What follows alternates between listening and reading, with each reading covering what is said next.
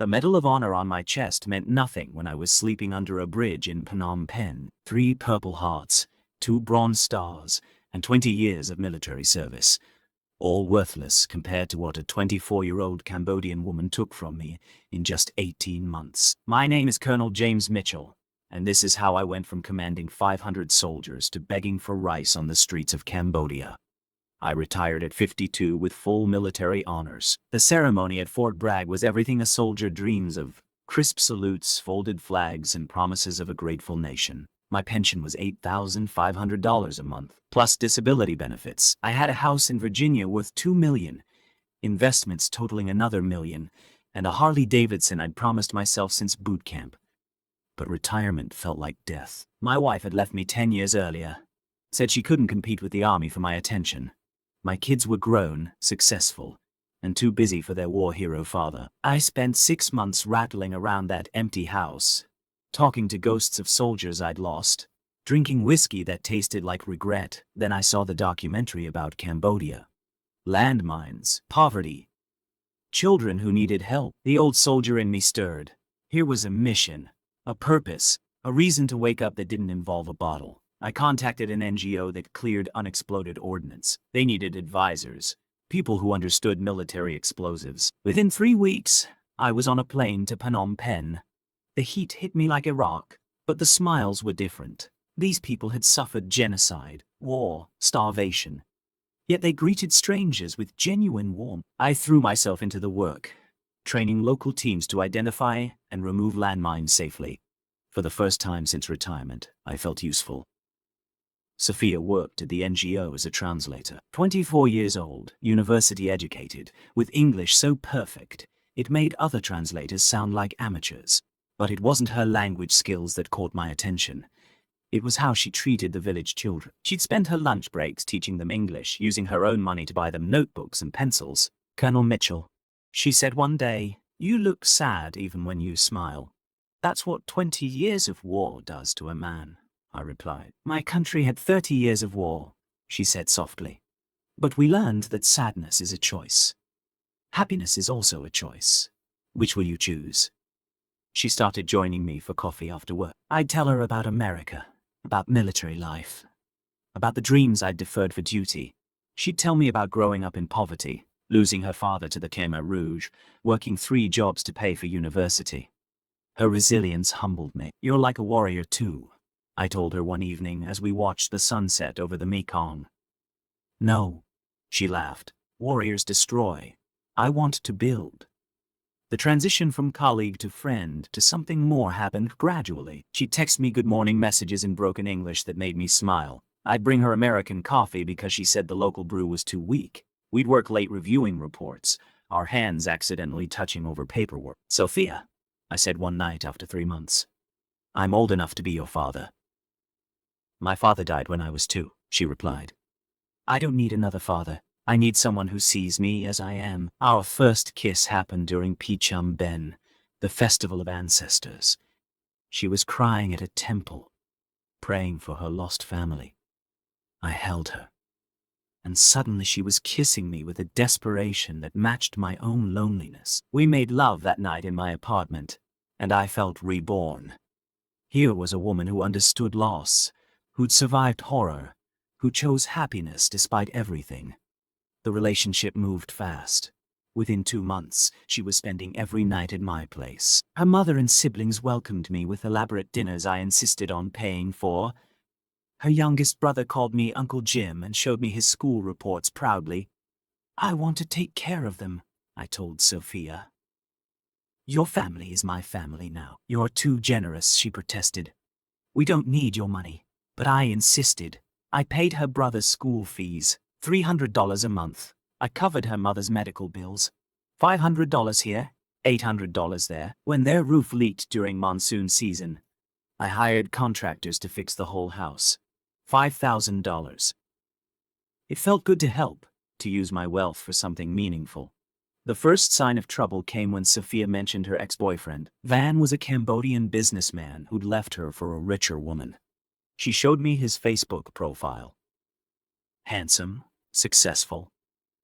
Everything I wasn't at 52, with a body broken by war. He messaged me yesterday, she said casually. Wants to meet for coffee. Are you going to? I asked, trying to sound unconcerned. Of course not, she said, kissing me. I have you now. But she became distant after that. Phone calls she'd take in private, unexplained absences. When I asked, she'd say it was family business, cultural things I wouldn't understand. My military instinct screamed that something was wrong, but my heart overruled my head. Marry me, I said one night, desperate to secure what I felt slipping away. I'll take care of you forever. She cried then, but they seemed like happy tears. Yes, Jim. Yes, the wedding was a traditional Cambodian ceremony that cost me $20,000. Her extended family came from provinces I'd never heard of. I wore traditional Cambodian clothes that made me look ridiculous, but Sophea said I was handsome. We honeymooned in Siem Reap, where she told me about her dreams. I want to start a school, she said. For poor children like I was. Will you help me? Of course, I said. How much do you need? Maybe $50,000 to start. We can buy land, build classrooms. I transferred the money the next week. She was so excited, showing me pictures of potential sites, architect drawings, curriculum plans.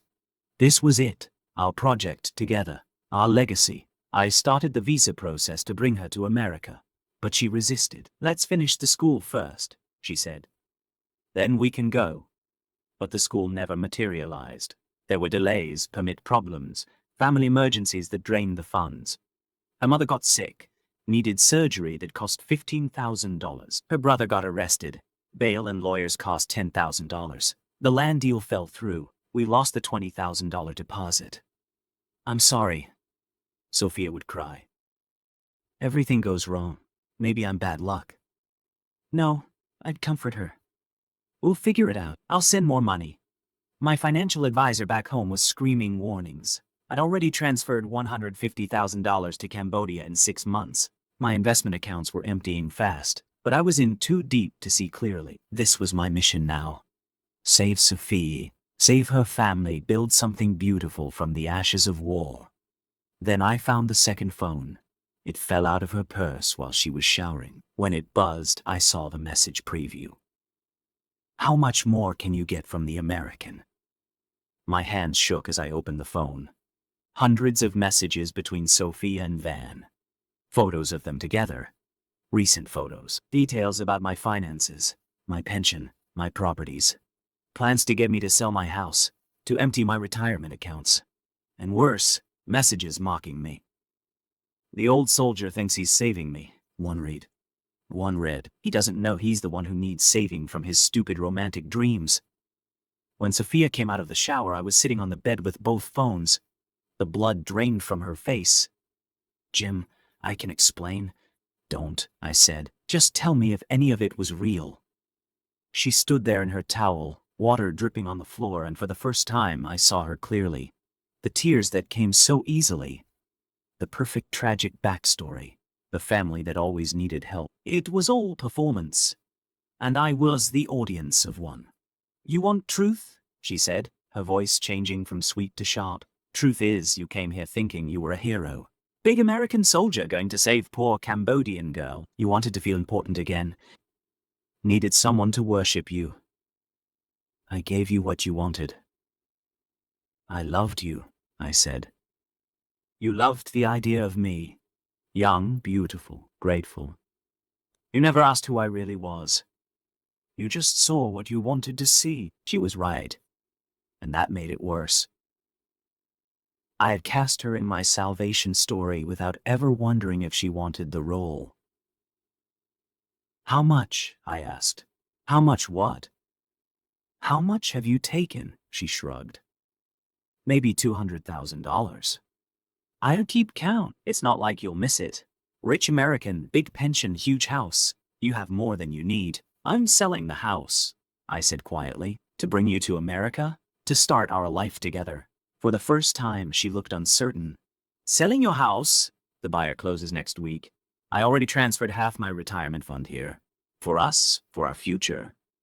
The mask slipped completely then. She grabbed her phone and started texting rapidly in Khmer. Within minutes, Van was at our door. Our door. The apartment I paid for. He wasn't even surprised to see me. "Thank you for taking care of my girlfriend," he said in accented English. "But now it's time for you to go." I could have fought. 20 years of combat training doesn't just disappear. But what was the point? Beat up a skinny Cambodian kid? For what? My money was gone. My dignity was gone. The woman I loved had never existed. I packed my single bag and left. At the hotel, I called my lawyer in Virginia. The house sale had gone through. $2 million deposited into the joint account I'd opened with Sophea to expedite our visa process. The account was empty. She'd transferred everything out in the 3 days since closing. My retirement fund, empty. My savings, empty. My checking, $1,200 left. I was 53 years old with nothing but a military pension that was now being garnished for the loans I'd taken to fund Sophea's fictional school. After taxes and garnishments, I had $2,000 a month. In Virginia, that wouldn't even cover a studio apartment. The VA therapist I called was sympathetic but clear. "Romance scams targeting veterans are epidemic, Colonel. These criminals know exactly which buttons to push. Your service, your honor, your need to protect. They weaponize it all against you." I couldn't go home. The shame was too much. My children had warned me about Sophea. My friends had told me to be careful. I'd ignored them all, the decorated colonel who knew better than everyone. How could I face them now? So I stayed in Cambodia, moved from the hotel to a guest house, then to a shared room, then to the streets when the money ran out. My pension check couldn't be accessed without a bank account, and Cambodian banks wouldn't open one for a homeless foreigner. The other homeless veterans found me eventually. There's a whole community of us here, men who came to Southeast Asia for love, for purpose, for redemption, and found only predators waiting. We share food, share stories, share the peculiar shame of warriors defeated by beauty and lies. "She told me her daughter had cancer," says Mike, a Marine who lost $300,000. "I sold everything to pay for treatment. There was no daughter."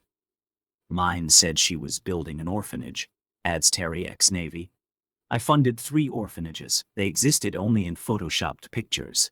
The monks at Wat Lanka feed us twice a day. They don't judge. Don't ask how American military heroes ended up begging in their courtyard. Sometimes I help them sweep the temple grounds. My Medal of Honor hidden under the dirty shirt a tourist gave me. At night, under the bridge where I sleep, I think about the man I was." Colonel James Mitchell, commander of the 82nd Airborne's 3rd Brigade, led men through hell in Fallujah, saved lives in Kandahar, earned every medal the army could give. That man was invincible. But that man never met Sophea. She still texts me sometimes, pictures of the house she bought with my money, the car, the business she started with Van. "Thank you for your investment in my future," one message read. "You really did save me, just not how you imagined." I should hate her. Some days I do, but mostly I hate myself for being so desperate to matter again that I couldn't see the truth dancing naked in front of me. Every red flag looked like a celebration banner through my lonely eyes. The worst part? I'd do it again. Not with her. But the dream of it. Finding love. Finding purpose. Finding redemption in someone else's arms. That dream dies harder than any soldier.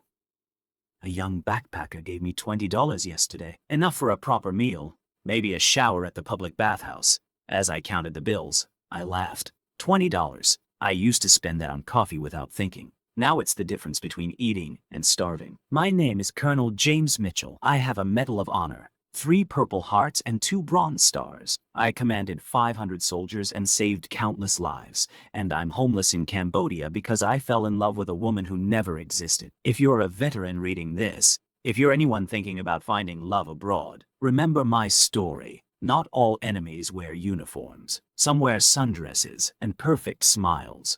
Some kill you with kindness while they rob you blind.